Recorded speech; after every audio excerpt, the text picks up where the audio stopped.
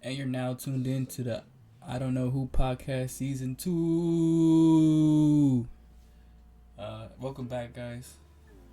We're just going to get straight into it. Today we're going to be talking about the current NBA atmosphere and what's transpired so far. Been like a couple weeks in now.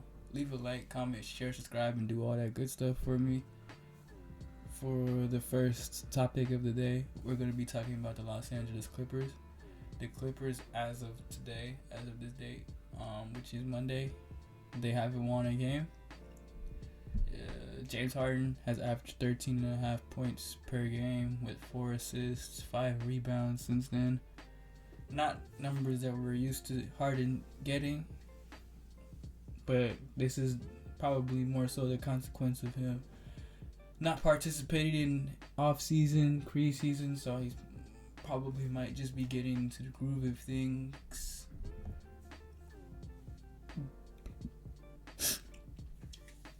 It's been a wonky experiment so far for the group since Harden arrived. Before, Paul George was playing at a high caliber. We had Kawhi doing his thing.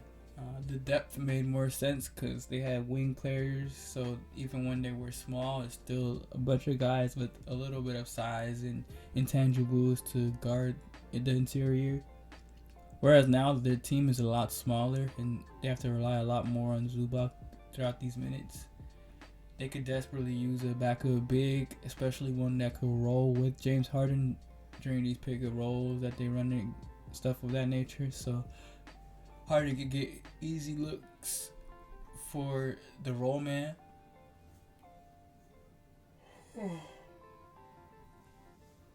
Kawhi hasn't necessarily been the best either. He looks a little bit less of himself nowadays. And Westbrook hasn't really meshed well since Harden's arrival. The young players also too have seen their minutes been cut in spite of this. So Trey Mann's playing like 18 minutes now. Bones is playing about like 20.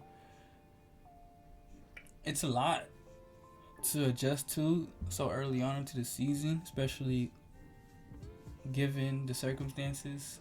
Like I said, Harden just got here and didn't really participate in off-season, preseason, anything of that nature. So on top of everybody else having to gel, he's got to get adjusted to things. My main question for this team was, is the supporting cast strong enough to maintain in games? And I just don't think that's the case. I think that's the biggest concern and the biggest flaw for me when it comes to the Los Angeles Clippers is, above all else, even if Harden, Westbrook, Kawhi, and Paul George can't play together, they could still win games. But as of right now, it just doesn't look like they have the depth to go out there and compete at a high level.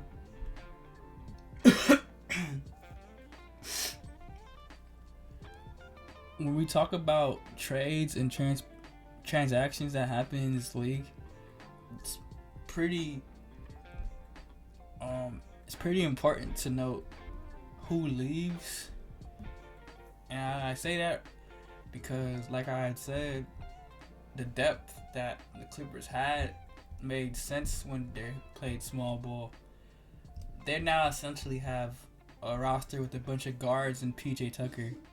And I know Cam and Mace had mentioned that PJ Tucker's probably the X factor here, but this is a team. It's not just saying PJ Tucker. He pushing 40.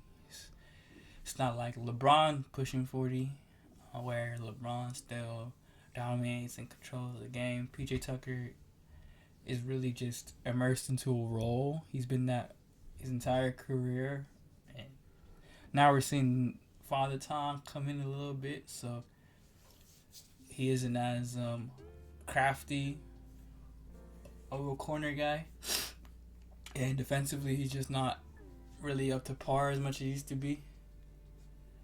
Kawhi had to play 37 minutes and went 6 for 16 on 14 points. And they gave the Grizzlies their second win of the season. They're 2-8 now. The Clippers have probably been the most disappointing team this season, but it's really been in spite of this trade acquisition that they did, because it made them go 0-4, where you had where they started the season 3-2. I think they can come back and gel and put it together, but I'm not sure to what extent. I'm not even sure if this team can win in a playing game when it's all said and done. There's too many teams in this league right now that are playing at a high level, especially at the Western Conference. And if they had to run into a Golden State or a Dallas or let me think of a team that's like capable of being in the middle of the pack. If they run into a Timberwolves, they're just not that well equipped to really compete with a lot of these teams. A lot of these teams either have size over them or they can make them run and make them guard. And the Clippers don't got defensive personnel no more, besides Kawhi and Paul George.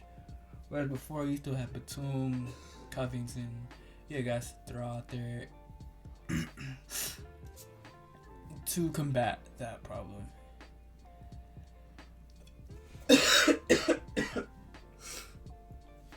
Which has actually helped the Sixers in their predicament, where I'll get to more of later. Just don't see it for the Clippers this year. I think they're going to be at home a lot earlier than people expect, especially if Kawhi is moving like this.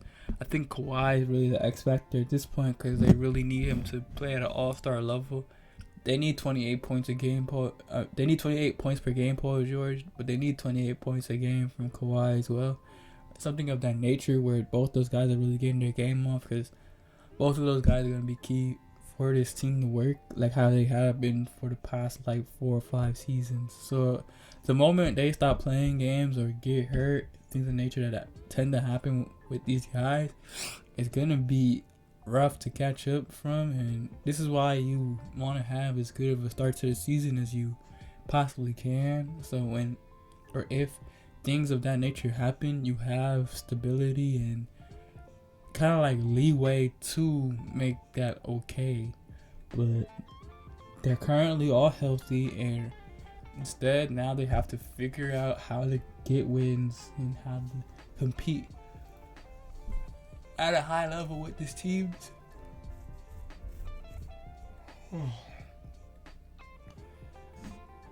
Yeah, the Clippers are just a mess right now. This is really the beginning of the end, in my opinion. I don't think they have a short-term solution for this other than to try and see what they can get in the free agency market. Like I said, they could really use a backup big because James Harden really needs to play with a role big. I'm pretty sure him and Zubac aren't going to gel well. If he couldn't gel well with Embiid, Zubac's kind of just like the worst man's version, or poor man's version of Embiid offensively, without the force placing even at that, so he's not gonna pop. So Harden's gonna have a lot of struggle with the ball in his hands if Zubac isn't the aggressive roller that he's supposed to be, I guess.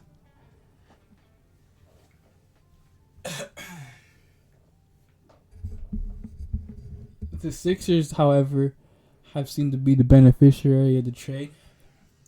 For one, they got off to a hot start without Harden out there on the court before they even got assets for them, and they added Nicholas Batum and Covington and who did they add? Why am I forgetting who else they added? 1 second.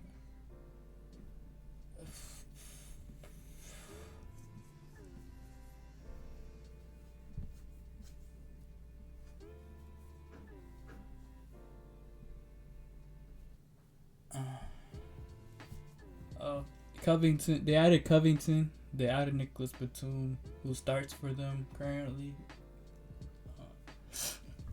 With Kelly Oubre, Daniel House Jr. That gave them wing depth. And it's aided the Sixers well so far. They're 8-1.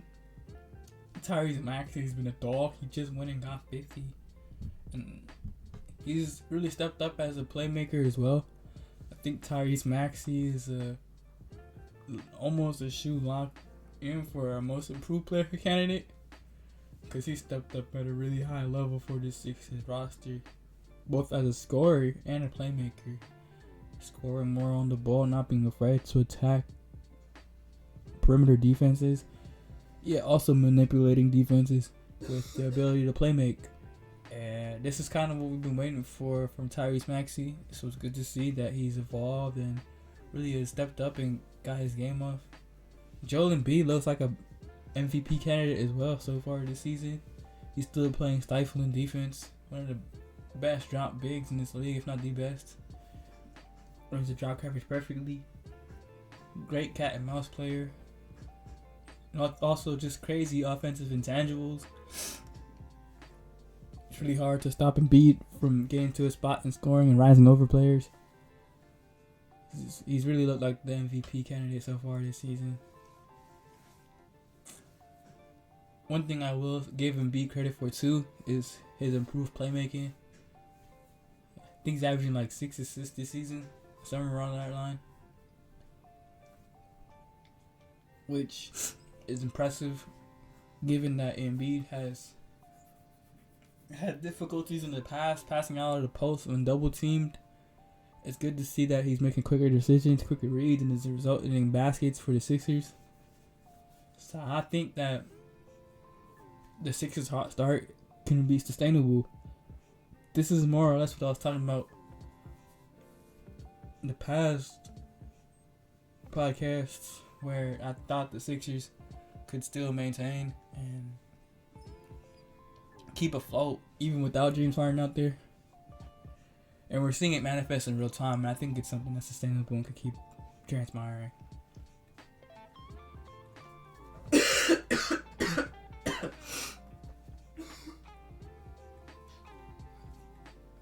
My Lakers are now 500 officially, which is pretty good. That makes me happy, makes me smile, because we weren't 500. Now we're 500, looking to add a couple more wins to the win column. We have to stop getting on these slow starts though. I talked about it earlier, I'm gonna talk about it again. Slow starts are just not it. We couldn't get a manageable lead against the Portland Trail Blazers, which is concerning because it's the Portland Trail Blazers. I didn't know half the players that the Portland Trail Blazers were playing even. So the fact that we were struggling to kind of like get a win versus them was like discouraging as a fan, but can't complain. Win's a win.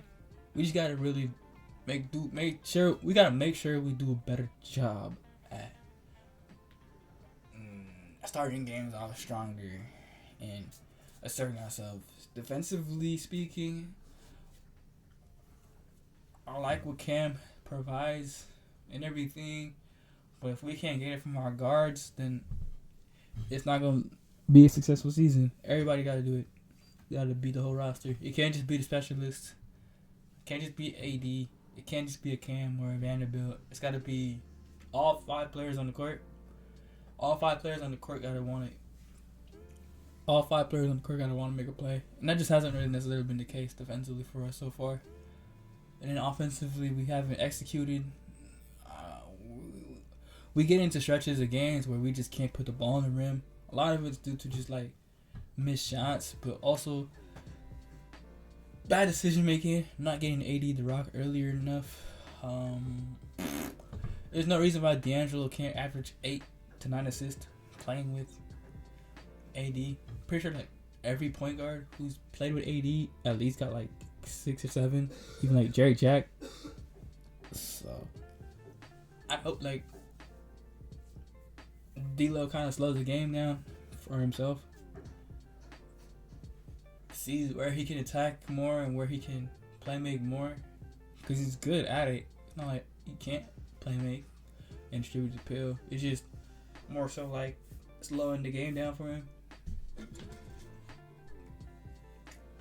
Austin Reeves got to get a little better, but I do like how he's not out of the games in terms of his shot selection and his tenacity to try and score. But we got to get a little bit more efficient. Got to get to the basket more. That's something I feel like Austin Reeves hasn't been doing as much as he could or used to do back then. What made him so dynamic was that he could get 2 feet in the paint and throw up a crafty finish. Just haven't seen much of that this year, if at all. He's too reliant on his jump shot at this point, and we would like to see the shot chart become more even so that he could be a lethal 3-level scorer. I think Darvin Ham's caught like unwarranted criticism here and there. There's not too much you can do right now with no Gabe Vincent, no Vando, no Braun even sometimes, no AD sometimes. Like, you kind of just gotta coach with the flow. So I'm not really like too hard on his decision making, because what he's supposed to do is like, our backup bigs are Jackson Hayes and Christian Wood. Like, those are kind of the guys I gotta play. So even if like the average Laker fan doesn't want to see them, or they want to see more Christian Wood for whatever reason, like Christian Wood didn't just get attacked every possession by who did we just play? Fat Chevy's.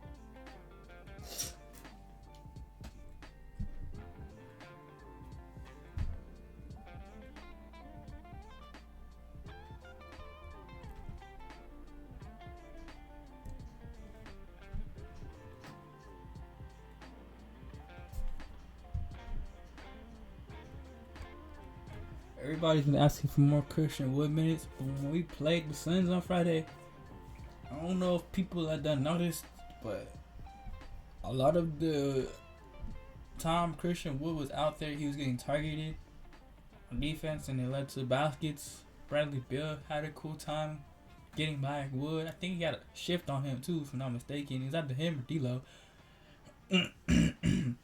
One of those players. But when I was watching, like, Christian Wood was getting targeted for like 3, 4, 5 straight positions in the third quarter. So, I mean, like, you guys can beg for more Christian Wood, but like, there's deficiencies that come with that as well that we kind of just can't control. Take what you can get. I just think we need to be healthy so we can really see what it looks like. I think, like I said, when we get Gabe and Vanderbilt back, we can kind of more or less have a better assessment of what's transpiring.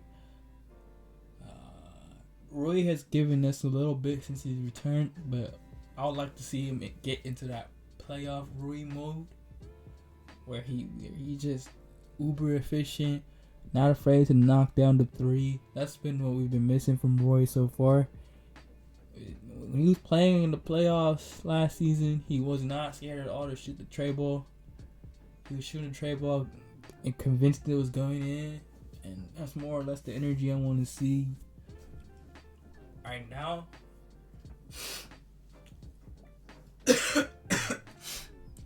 But I think Darvin Ham has been fine. I don't think he's the worst coach in the NBA. I think we should give him a little bit more time. He's a rookie coach. We need to give him a little bit more time before we go ahead and try to exile him, especially when players aren't executing at a high level right now for us when we do lose these games. And even when we win these games, we don't start off the games well. We always got to find ourselves like getting back into the groove of things. So whenever that's not transpiring no more for us, then I feel like we can see where Darvin Ham's head is and why he does things that he does, and then make an assessment from there. I think it's just too early in the season to really put blame on him though.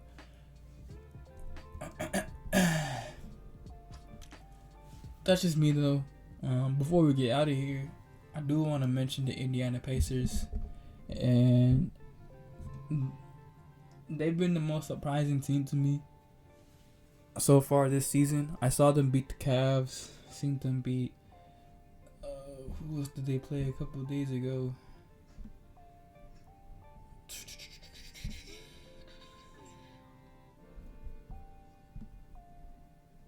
I seen them compete with the Sixers as well. Fun offensive team, really. They can get up and down. Tyrese Halliburton's looking like an all-star point guard and an all-NBA caliber type player. They've gotten good production from their depth.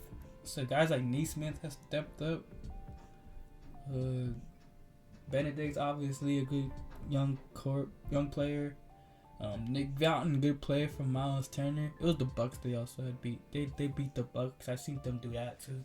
When Giannis had 54 and 12, it still lost. Yeah, I peeped that too.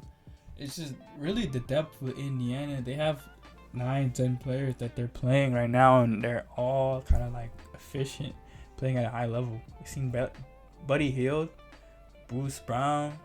These guys are playing at a high level. Nembhard even. These guys are making the game easier for each other. They're playing with each other really well offensively. Currently not 6-3. They're 6-4, I believe. Really good team though.